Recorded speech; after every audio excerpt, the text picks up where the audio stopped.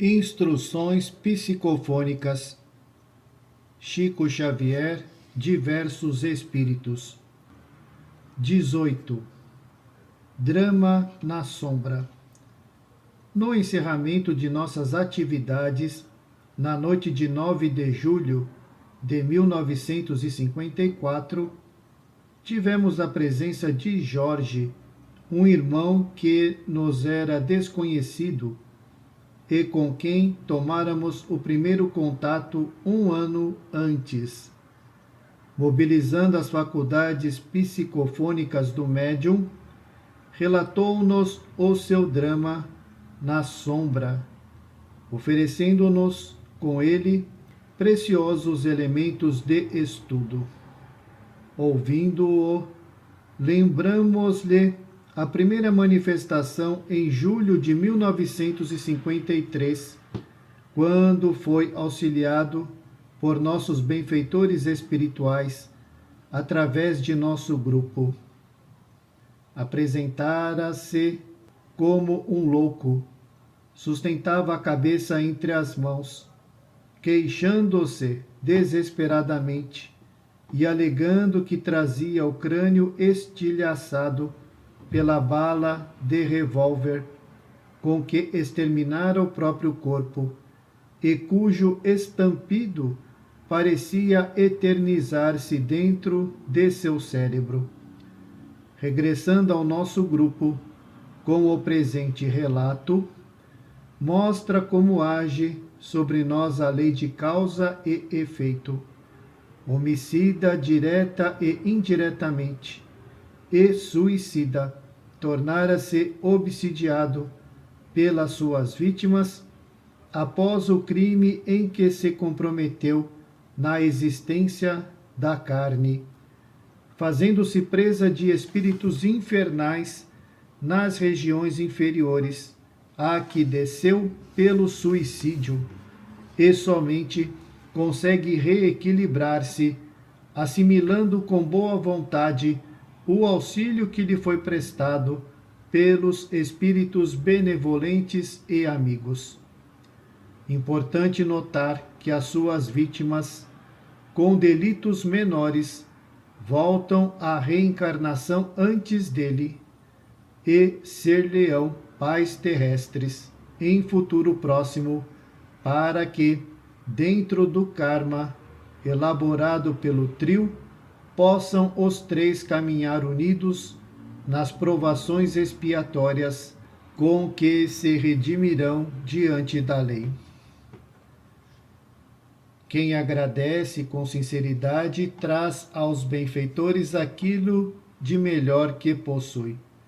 Sou pobre vítima do crime e do suicídio, que vem depositar em vossas preces uma singela flor de gratidão. No entanto, para comentar o favor recebido, peço permissão para que minhas lembranças recuem no tempo. Corria o ano de 1917 e sentia-me um homem feliz entre os mais felizes. Era moço, otimista e robusto. Avizinhava-me os 30 anos e sonhava a organização de meu próprio santuário doméstico. Anita era minha noiva. Aqueles que amaram profundamente, guardando inalteráveis no peito a primavera das primeiras aspirações, poderão compreender a floração de esperança que brilhava em minha alma. A escolhida de minha mocidade encarnava para mim o ideal da perfeita mulher. Preparávamos o futuro quando um primo, de nome Cláudio, veio viver em nossa casa no Rio, à caça de estabilidade profissional para a juventude, necessitada de maiores experiências. Acolhido carinhosamente por meus pais e por mim, e mais moço que eu próprio, passou a ser meu companheiro e meu irmão. O infortúnio, porém, como que me espreitava de perto, porque Cláudio e Anita, ao primeiro contato, pareceram-me transfundidos na aventura de velho conhecimento. Pouco a pouco reconheci que a criatura querida me escapava dos braços e, mais que isso, notei que o amigo se erguia em meu adversário, porque blasonava de minha perda, ironizando-me a inferioridade física. No decurso de alguns meses, por mais tentasse distanciá-los discretamente, Cláudio e Anita estreitavam os laços da intimidade afetiva, até que fui apeado de meu projeto risonho, tudo quanto a terra e a vida me ofereciam de melhor. Instado para entendimento pela antiga noiva, dela recolhi observações inesperadas. Nosso compromisso era apenas ilusão. Andara mal inspirada. Eu não representava para ela, em verdade, o tipo ideal de companheiro. Não seríamos felizes. Melhor desfazer a aliança amorosa enquanto o tempo nos favorecia visão justa. Senti-me desfalecer. Preferia a morte à renúncia. Entretanto, era preciso sufocar o bril humilhado, asfixiar o coração e viver. Para vós outros, semelhantes confidências podem constituir uma confissão demasiado infantil. Todavia, dela necessito para salientar o benefício recolhido em nossas preces. Recalquei o sofrimento moral. Escoaram-se os dias. Cláudio era filho adotivo de nossa casa, comensal de nossa mesa. Sentindo-se meu irmão, não suspeitava que um ódio terrível se me desenvolvia no coração invigilante. Meses transcorreram e a gripe, em 1918, castigava a cidade. Estendera-se a epidemia e Cláudio não lhe resistiu ao assalto. Caiu sob invencível abatimento.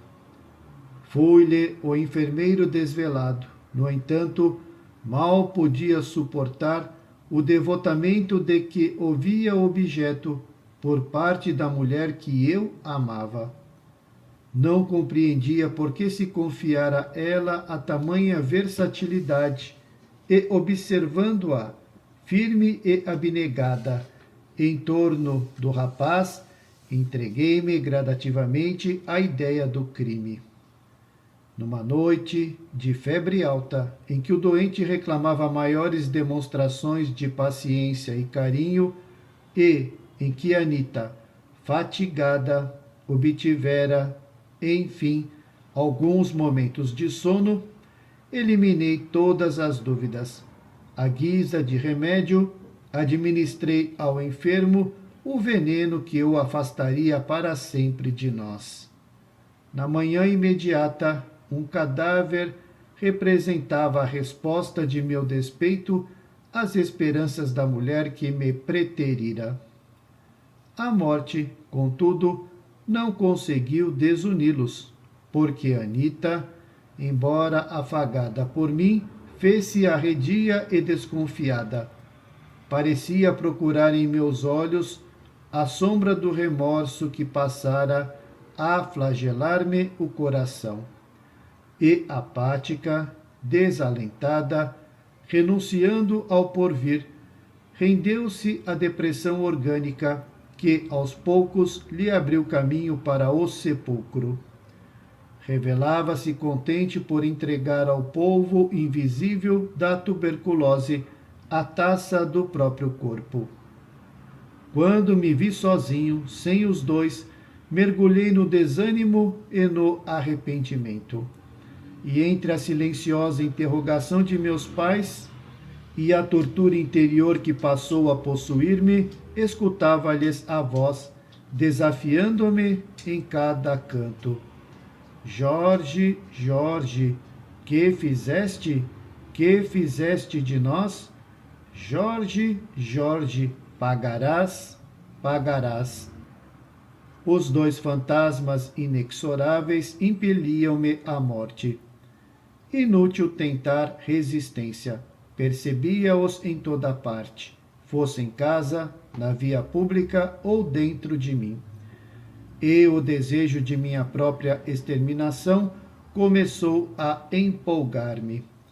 Em dado instante, resolvi não mais me opor à tentação. Meus pais eram bons, carinhosos e devotados.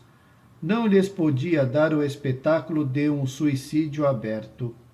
Na manhã fatídica, porém, notei a minha mãe que faria a limpeza da arma de um amigo. Ela pediu-me cuidado. Contemplei-a enternecidamente pela última vez. Aqueles cabelos brancos rogavam-me que eu vivesse. Fixei a mesa de escritório em que meu pai, ausente, costumava trabalhar, e a figura dele visitou-me a imaginação, induzindo-me à calma e ao respeito à vida. Hesitei. Não seria mais justo continuar sofrendo no mundo para, com mais segurança, reparar meus erros? Entretanto, as acusações, em voz inarticulada, martelavam-me o cérebro. Jorge, covarde, que fizeste de nós? Decidi-me sem detença.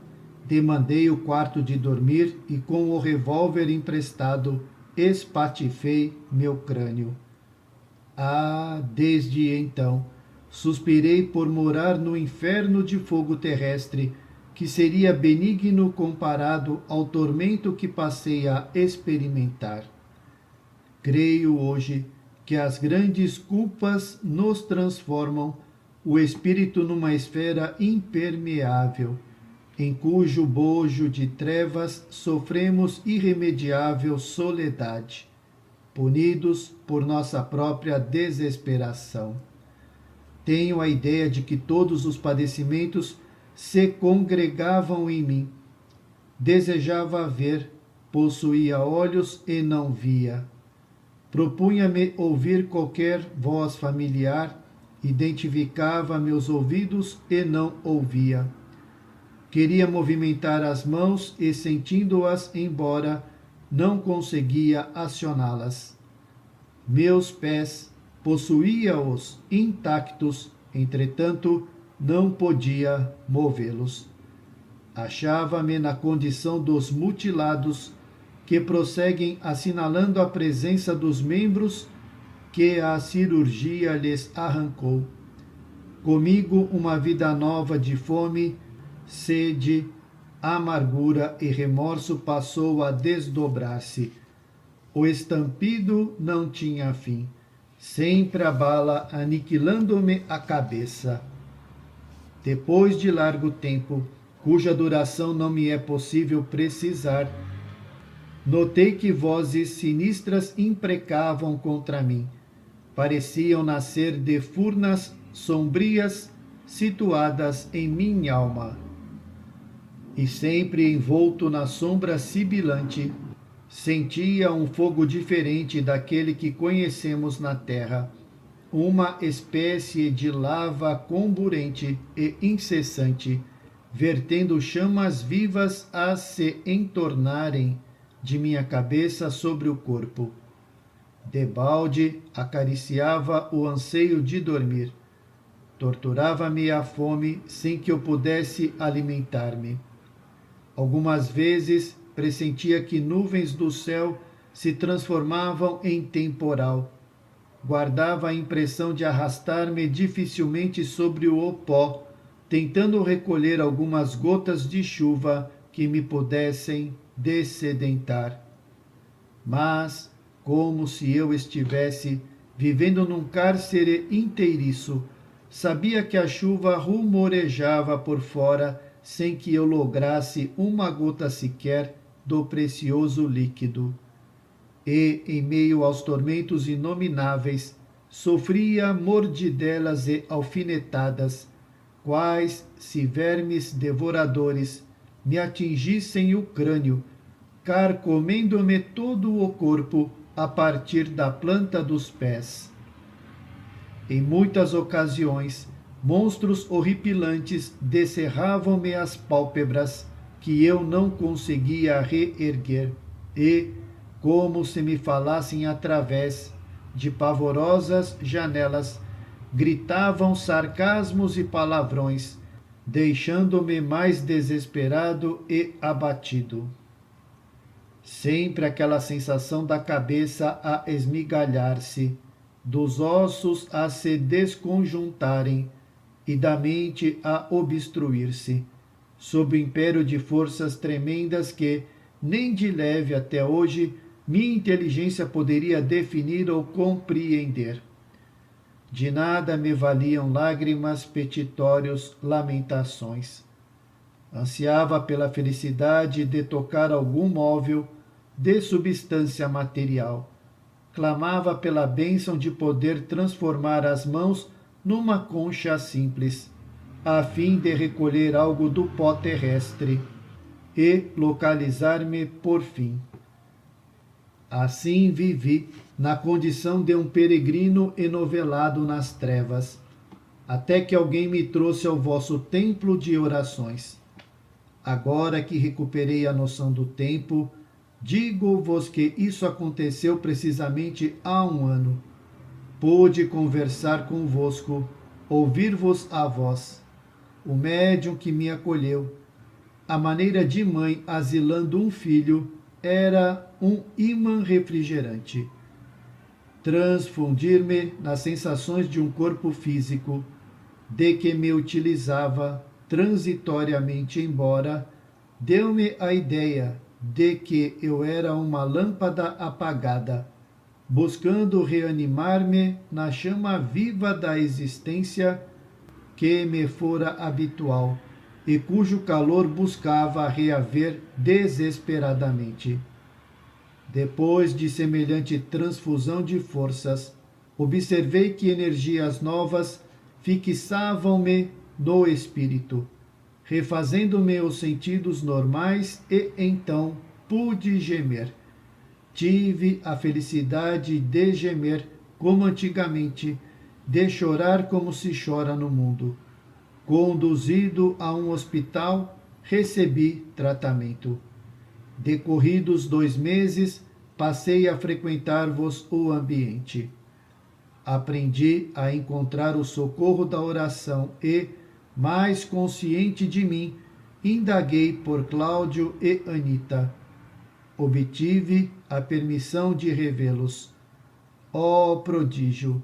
Reencontrei-os enlaçados num lar feliz, tão jovens quanto antes. Recém-casados, desfrutavam aventura merecida. Marido e mulher haviam reconstituído a união que eu furtara. Aproximei-me deles com imensa emoção. A noite avançava plena.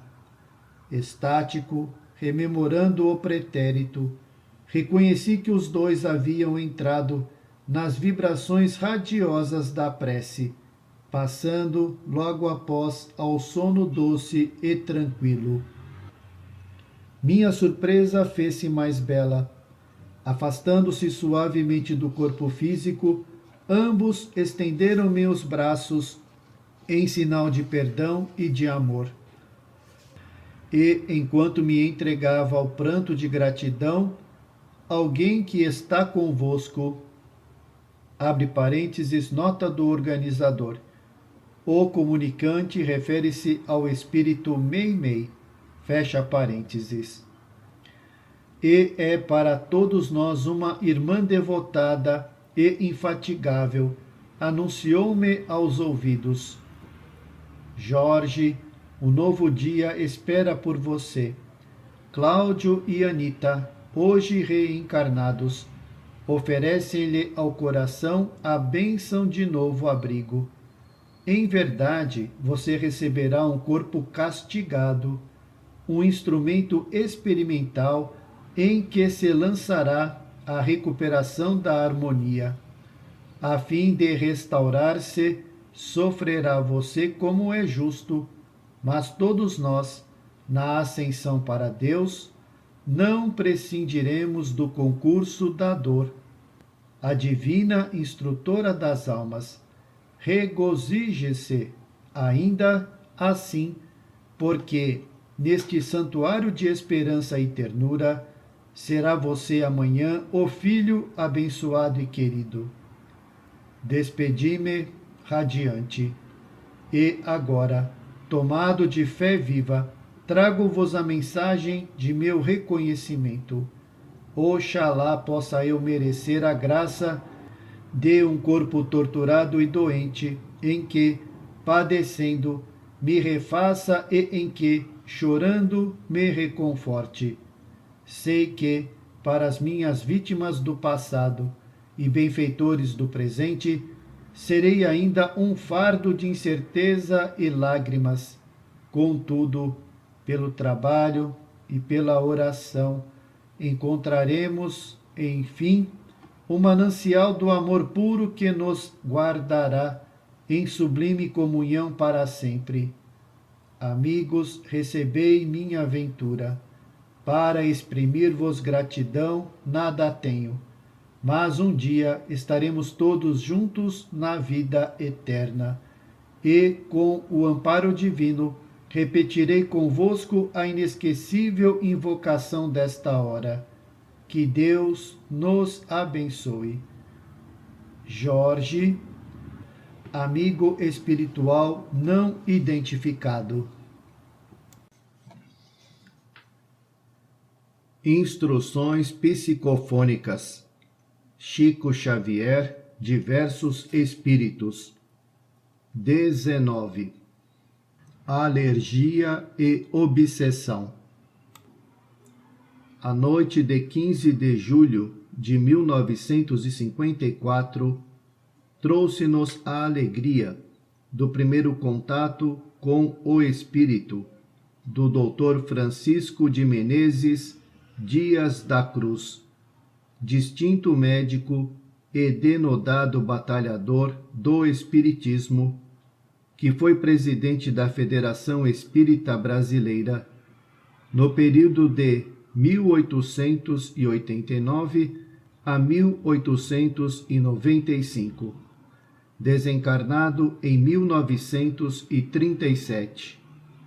Tomando as faculdades psicofônicas do médium, pronunciou a palestra aqui transcrita, que consideramos precioso estudo em torno da obsessão, subordinando o assunto ao tema alergia e obsessão.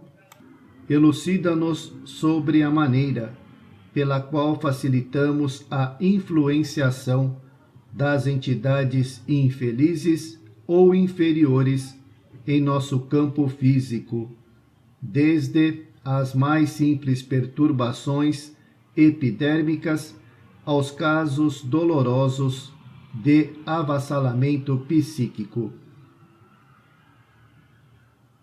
Quem se consagra aos trabalhos de socorro espiritual há de convir, por certo, em que a obsessão é um processo alérgico, interessando o equilíbrio da mente. Sabemos que a palavra alergia foi criada neste século pelo médico vienense von Pirquet, significando a reação modificada nas ocorrências da hipersensibilidade humana. Semelhante alteração pode ser provocada no campo orgânico pelos agentes mais diversos, quais sejam os alimentos, a poeira doméstica, os pólens das plantas, os parasitos da pele, do intestino e do ar, tanto quanto as bactérias que se multiplicam em núcleos infecciosos. As drogas largamente usadas, quando em associação com fatores proteicos, podem suscitar igualmente a constituição de alérgenos alarmantes. Como vemos, os elementos dessa ordem são exógenos ou endógenos, isto é, procedem do meio externo ou interno, em nos reportando ao mundo complexo do organismo. A medicina moderna, analisando a engrenagem do fenômeno, admite que a ação do anticorpo sobre o antígeno, na intimidade da célula, liberta uma substância semelhante à histamina, vulgarmente chamada substância H, que agindo sobre os vasos capilares, sobre as fibras e sobre o sangue, atua desastrosamente, ocasionando variados desequilíbrios a se expressarem de modo particular na dermatite atípica, na dermatite de contato, na coriza espasmódica, na asma, no edema, na urticária, na enxaqueca e na alergia sérica, digestiva, nervosa ou cardiovascular,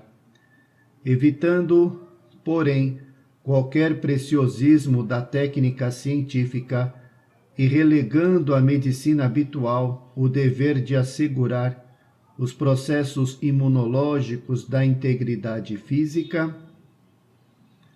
Recordemos que as radiações mentais, que podemos classificar por agentes R, na maioria das vezes, se apresentam na base de formação da substância H, desempenhando importante papel em quase todas as perturbações neuropsíquicas e usando o cérebro como órgão de choque.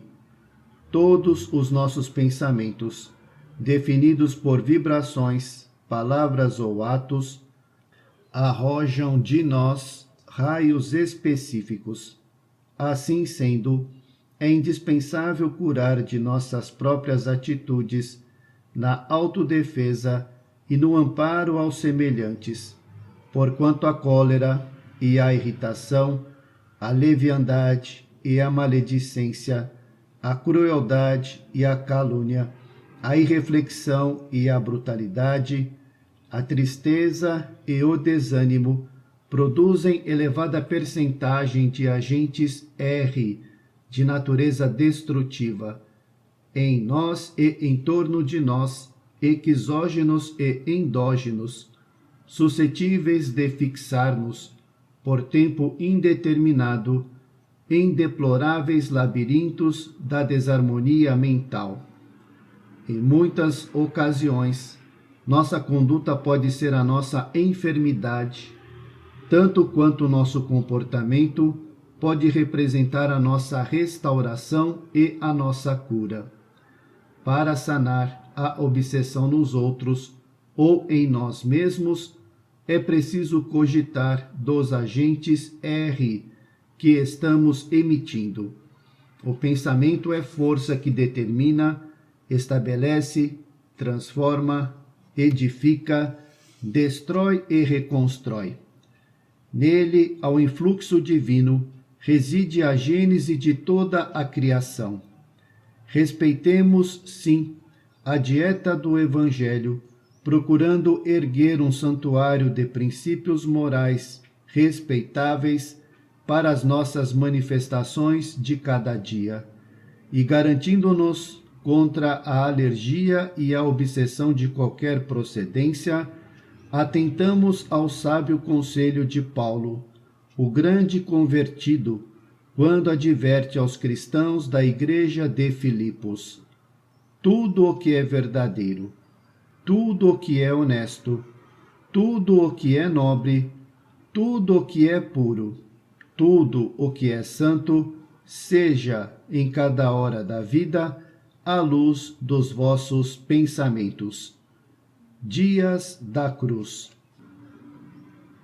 Dr. Francisco Menezes Dias da Cruz, médico, presidente da FEB, de 1889 a 1895, desencarnou em 1937.